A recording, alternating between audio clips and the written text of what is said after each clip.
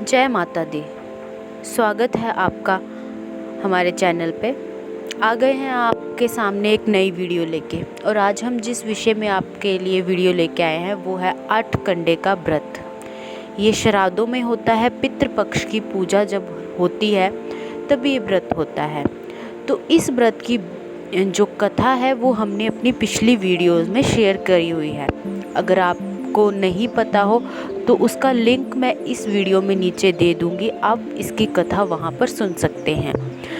बहुत से लोगों ने ये कहा था कि हमें इस व्रत की विधि जाननी है, तो इस वीडियो में हम इस व्रत की विधि आपके लिए लेके आए हैं। तो शुरू करते हैं इस व्रत की विधि।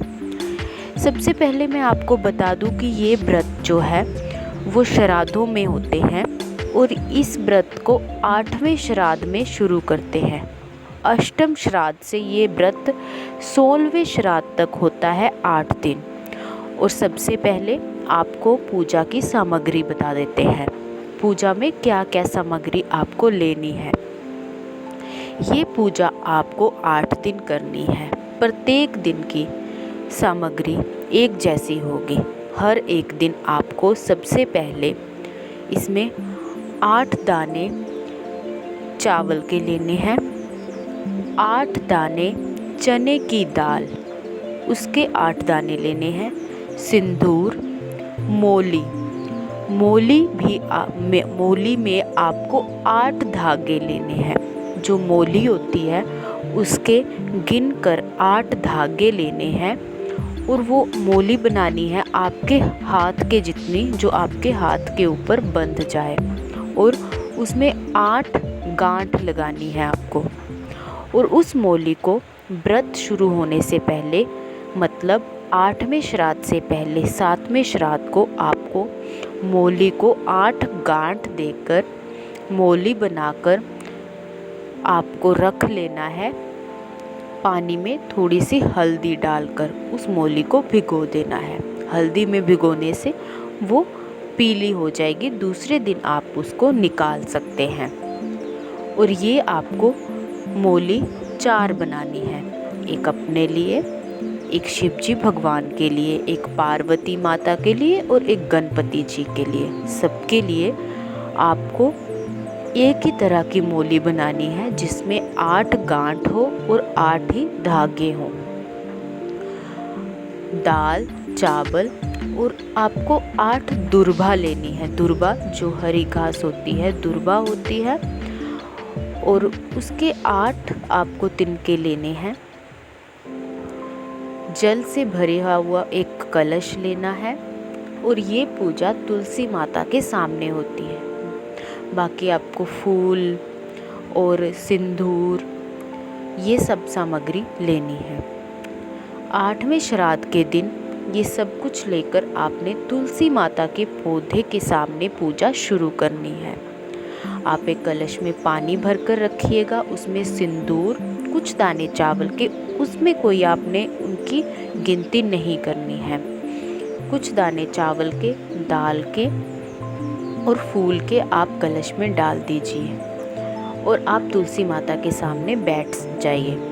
अभी आप पूजा शुरू करने से पहले अपने जो आपका दाहिना हाथ है उसमें 8 दुर्बा है जो वो लेंगे, वो एक मोली से आप बांध लीजिए ताकि वो दुर्बा इकट्ठी लीजिए रहेगी। और जो आपका बायां हाथ है उस पे आपने स्वास्तिक बनाना है सिंदूर से। उस स्वास्तिक के ऊपर आपने 8 चावल के दाने और 8 चने की दाल के दाने रखने हैं। और वो आपने हाथ अपना ऐसे ही रखना है और दूसरे हाथ में 8 दुर्बा ली है, वो कलश में 8 दुर्बा पकड़कर अपने हाथ से कथा करते हुए छींटे नीचे ज़मीन पर देते रहना। जैसे हम पूजा करते हुए भगवान जी को छींटे देते हैं जल के दुर्बा से, वैसे ही आपने उन 8 दुर्बा से छींटे भगवान जी को नीचे ज़मीन पर देते रहना है। तुलसी माता के सामने बैठकर ही पूजा करनी है। जो आपने मोली बनाई है पिछले दिन हल्दी में भिगोकर 8 धागे और 8 गांठों वाली, वो एक मोली आपने अपने बाएं हाथ में रखनी है जहाँ पर आपने पूजा का सामान रखा है, स्वास्तिक बनाया है। एक मोली आपने शिव जी भगवान के लिए रखनी है, एक पार्वती माता के लिए, एक गणपति जी के लिए। वो आप तुलसी के पास ही रख सकते हैं, वो वहीं पर आपने रहने देना है और आपने अपनी पूजा शुरू करनी है। और सबसे ज़रूरी बात, ये पूजा आप रविवार को और मंगलवार को नहीं करेंगे। जब भी रविवार आएगा तो आप पूजा नहीं करोगे, तो सोमवार को आप 2 दिन की पूजा करेंगे। मंगलवार को भी ये पूजा नहीं होगी और बुधवार को 2 दिन की पूजा होगी। इस पूजा में आपने कथा पढ़नी है, जो कथा हमने पिछली वीडियो में आपको बताई है। वो कथा आपने तुलसी माता के सामने पढ़नी है, भगवान शिव जी की आरती करनी है उसके बाद। और कथा से पहले आपने एक मंत्र उच्चारण करना है और वो मंत्र आपने 64 बार बोलना है, 64 टाइम।